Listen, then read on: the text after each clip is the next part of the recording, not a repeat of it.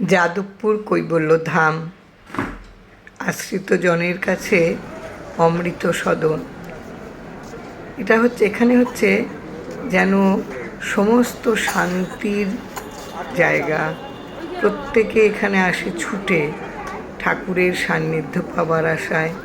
এই যে পুজো সবে শেষ হয়েছে, এখন সবাই ভোগ পাবার জন্য লাইন দেবে।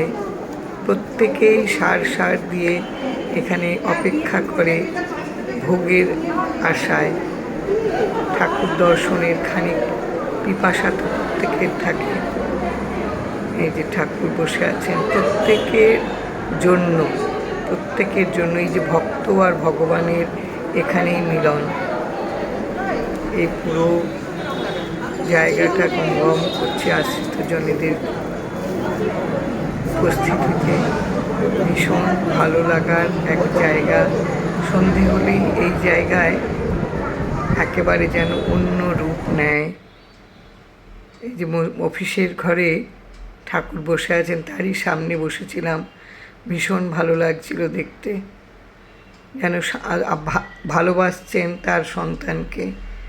এই যে আমাদের মন্দির, যে আমাদের যিনি আমায় আশ্রয় দিয়েছিলেন, হাতটা ধরেছিলেন পরম পিতার কাছে যাবার, শ্রী ভবতোষ বন্দ্যোপাধ্যায়ের স্মৃতিসৌধ।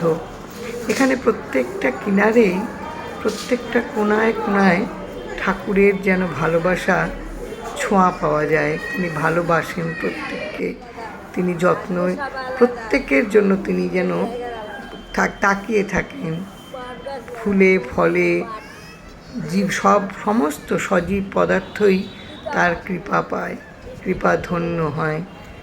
এই হচ্ছে যাদবপুর আশ্রম, প্রত্যেকের কাছে একেবারে অমৃত ধাম, পিতার ভবন। প্রত্যেকেই এখানে আসে এক ব্যাকুল চিত্ত নিয়ে। এখানে ভীষণ ভালোবাসা, ভীষণ ভালো লাগা সব মিলিয়ে থাকে যাদবপুর কৈবল্যধাম।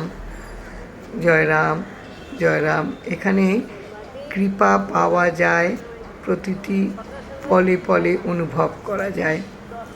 না হলে এখানে